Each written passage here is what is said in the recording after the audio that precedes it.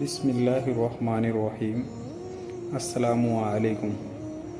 آیت الکرسی پڑھنے کی فضیلت۔ ایک شخص نے عرض کیا کہ یا رسول اللہ صلی اللہ علیہ وسلم، مجھے ایسی چیز بتائیں کہ مجھے اس سے فائدہ ہو۔ آپ رسول اللہ صلی اللہ علیہ وسلم نے فرمایا، آیت الکرسی پڑھا کرو۔ اللہ تیری اور تیری اولاد کی نگرانی کرے گا اور نگاہ رکھے گا تیرے گھر پر، یہاں تک کہ تیرے پڑوسی اور ان کے گھر بھی اللہ کی حفاظت میں ہوں گے۔ حضور نبی صلی اللہ علیہ وسلم نے فرمایا ہے کہ جو شخص ہر فرض نماز کے بعد ایک بار آیت الکرسی ہمیشہ پڑھتا رہا تو جنت اس پر واجب کر دی گئی ہے۔ جنت اور اس کے درمیان سوائے موت کے کوئی چیز نہ ہوگی۔ ایک شخص نے نبی کریم صلی اللہ علیہ وسلم سے عرض کیا، یا رسول اللہ صلی اللہ علیہ وسلم، میرے گھر میں خیر و برکت نہیں۔ آپ صلی اللہ علیہ وسلم نے ارشاد فرمایا کہ تم آیت الکرسی کیوں نہیں پڑھتے؟ آیت الکرسی کے بارے میں اور بھی کئی حدیث مبارک ہیں جن سے ظاہر ہوتا ہے کہ اس میں بہت سی کرامات اور برکت ہیں۔ ایک بار حضرت ابو ہریرہ رضی اللہ تعالی عنہ فرماتے ہیں کہ حضور نبی کریم صلی اللہ علیہ وسلم نے صدقہ فطر کی حفاظت کا کام میرے سپرد فرمایا۔ ایک رات ایک آنے والا آیا اور گلا بھرنے لگا۔ میں نے اس کو پکڑ لیا اور اس سے کہا کہ میں تجھے حضور نبی کریم صلی اللہ علیہ وسلم کی خدمت میں پیش کروں گا۔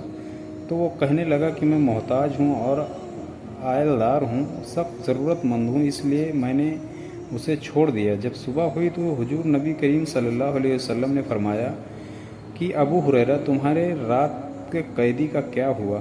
میں نے عرض کیا کہ یا حضور نبی کریم صلی اللہ علیہ وسلم، اس نے مجھے سخت ضرورت اور عائل داری کا واسطہ دیا تھا، اس لیے مجھے اس پر رحم آ گیا اور میں نے اسے چھوڑ دیا۔ حضور نبی کریم صلی اللہ علیہ وسلم نے فرمایا کہ اس نے جھوٹ بولا، وہ پھر آئے گا۔ اس پر مجھے یقین ہو گیا کہ وہ ضرور آئے گا، اس لیے کہ یہ بات حضور نبی کریم صلی اللہ علیہ وسلم نے ارشاد فرمائی ہے۔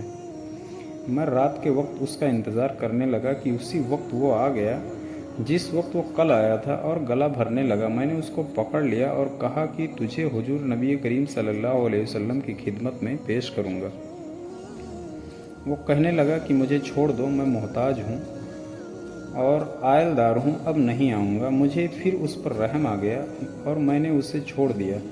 جب صبح ہوئی تو حضور نبی کریم صلی اللہ علیہ وسلم نے ارشاد فرمایا، ابو ہریرہ، تمہارا قیدی کا کیا ہوا؟ میں نے عرض کیا کہ یا رسول اللہ صلی اللہ علیہ وسلم، اس پر آج پھر مجھے رحم آ گیا اور میں نے اس کو چھوڑ دیا۔ حضور نبی کریم صلی اللہ علیہ وسلم نے فرمایا کہ اس نے تم سے جھوٹ بولا ہے، وہ پھر آئے گا۔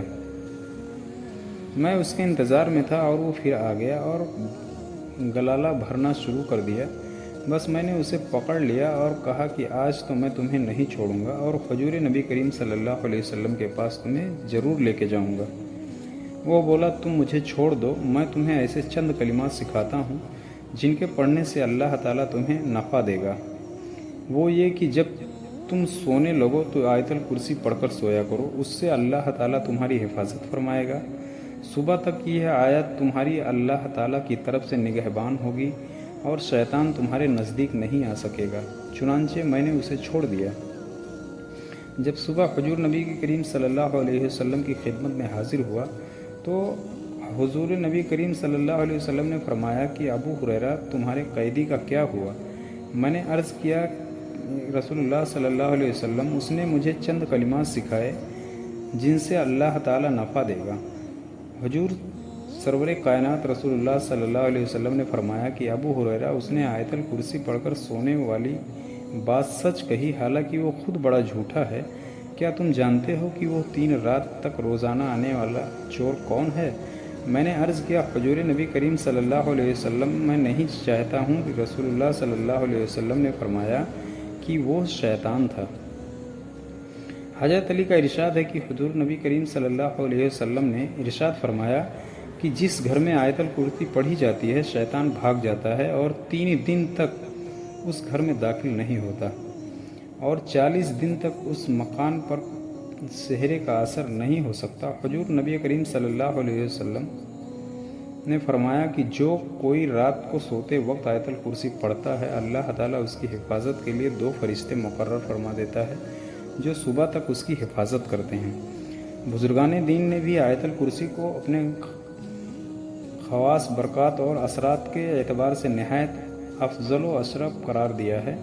حضرت خواجہ معین الدین چشتی ازمیری رحمۃ اللہ علیہ فرماتے ہیں کہ فتاوی جاہریہ میں تحریر ہے کہ حضور نبی کریم صلی اللہ علیہ وسلم نے فرمایا ہے کہ جو شخص آیت الکرسی پڑھ کر گھر سے نکلے تو اللہ تعالیٰ 70,000 ملائکہ کو حکم دیتا ہے کہ اس کے واپس آنے تک اس کے لیے مغفرت کی دعا کرتے رہو، اور جو شخص آیت الکرسی پڑھ کر گھر میں داخل ہوگا اس کے گھر سے اللہ تعالیٰ اس کے گھر سے مفلسی کو دور فرما دیں گے۔ آپ صلی اللہ علیہ وسلم نے مزید فرمایا کہ میں نے جماعت العقائد میں لکھا ہوا دیکھا کہ بغداد میں ایک درویش کا ایک رات کا ذکر ہے کہ 10 چور اس کے گھر میں داخل ہوئے۔ وہ درویش آیت الکرسی پڑھ کر کہیں گیا ہوا تھا۔ وہ چور سب کے سب اندھے ہو گئے۔ جب درویش گھر آیا تو ان لوگوں کو دیکھ کر پوچھا کہ تم لوگ کون ہو اور کیوں آئے ہو؟ انہوں نے کہا کہ ہم چور ہیں، چوری کرنے آئے تھے۔ آپ ہمارے لیے دعا فرمائیے کہ ہماری بینائی واپس آ جائے۔ ہم اس کام سے توبہ کرتے ہیں اور آپ کے سامنے اسلام قبول کرتے ہیں۔ وہ درویش مسکرائے اور کہا کہ اللہ تعالیٰ کے حکم سے آنکھیں کھولو۔ سب کی آنکھیں کھل گئی اور وہ بینا ہو گئے۔ سب نے اسی وقت توبہ کی اور مسلمان ہو گئے۔ حضرت بابا فرید گنج شکر رحمۃ اللہ علیہ آیت الکرسی کی فضیلت بیان کرتے ہوئے ایسا فرمایا کہ جس دن آیت الکرسی نازل ہوئی تو 70,000 فرشتے اس کے ارد گرد تھے۔ حضرت جبرائیل علیہ السلام حضور نبی کریم صلی اللہ علیہ وسلم کی خدمت میں حاضر ہوئے اور کہا لیجیے۔ حضور نبی کریم صلی اللہ علیہ وسلم نے بڑے اعجاز و اکرام سے اسے لے لیا۔ حضرت جبرائیل علیہ السلام نے کہا کہ یا رسول اللہ صلی اللہ علیہ وسلم، اللہ تعالیٰ ارشاد فرماتے ہیں کہ جو بندہ آیت الکرسی پڑھے گا ہر حرف کے بدلے 1000 برس کا ثواب اس کے نامہ اعمال میں لکھا جائے گا۔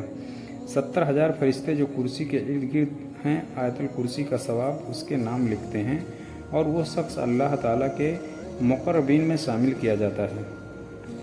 حضرت شیخ عبد الوہاب صدرانی رحمۃ اللہ علیہ فرماتے ہیں کہ جو شخص دن رات 1000 مرتبہ آیت الکرسی 40 دن تک پڑھے گا، پروردگار کی قسم اس آیت کا روحانی اثر اس کو دکھائی دے گا۔ ملائکہ اس کی زیارت کو آئیں گے اور اس کے تمام مقاصد اور دلی مرادیں پوری ہوں گی۔ دوستو، زندگی کا تجربہ یہ بتاتا ہے کہ اللہ تعالیٰ کی مدد جیسی کوئی مدد نہیں۔ مشکل سے مشکل صورتیں حال اچانک اپنا رخ بدلنے لگتی ہیں، غیب سے اسباب پیدا ہو جاتے ہیں۔ کبھی کبھی دماغ میں کوئی ایسی بات آ جاتی ہے کہ آدمی محسوس کرتا ہے کہ یہ اس کے لیے عالم غیب سے رہنمائی ہوئی ہے۔ بعض واقعات ایسی جگہ سے مدد پہنچتی ہیں جو آدمی کے تصور میں بھی نہیں ہوتا، لیکن یہ سب اسی وقت ممکن ہے کہ جب آپ کو اللہ تبارک و تعالیٰ پر کامل بھروسہ، دنیاوی کاموں کے لیے دنیاوی اسباب اختیار کرنا اور جائز طریقوں سے ہر ممکن کوشش کرنا ضروری ہے، بلکہ ایسا کرنا اسلامی نقطۂ نظر سے فرض ہے۔ لیکن کوشش کا انجام اللہ تعالیٰ کے ہاتھ میں ہے۔ وہ چاہے تو بعض اوقات معمولی کوشش بھی فائدہ مند ثابت ہوتی ہے، اور اگر وہ نہ چاہے تو انتہائی جد و جہد بھی بیکار ہو جاتی ہے۔ اس لیے ہر حال میں اللہ تبارک و تعالیٰ سے مدد کا طلبگار رہنا چاہیے، کیونکہ اللہ تعالیٰ حقیقی کارساز ہے۔ میرے پیارے دوستو، خود سوچیں کہ یہ تو ایک آیت ہے جس کے پڑھنے کا اتنا عزم ہے، تو سوچیں کہ پورا قرآن پڑھنے کی کتنی فضیلت ہوگی۔ تو دوستو، قرآن کو پڑھیے، سمجھیے اور اس پر عمل کیجیے، یہی کامیابی ہے۔ آپ کو پڑھنے سمجھنے میں دقت ہو تو علماء کرام سے رابطہ کیجیے اور اس سے دل لگا کر سیکھیے، کیونکہ قبر کی ان سختیوں اور آخرت کے ان مراحل میں کوئی دنیاوی میں ڈگریاں کام نہیں آئیں گی۔ اگر کوئی چیز کام آئے گی تو وہ قرآن کا سیکھنا سکھانا اور اس پر عمل پیرا ہونا ہے۔ اللہ تعالیٰ سے دعا ہے کہ ہمیں قرآن کو سمجھنے کی توفیق عطا فرمائے۔ آمین ثم آمین۔ وآخر دعوانا الحمدللہ رب العالمین۔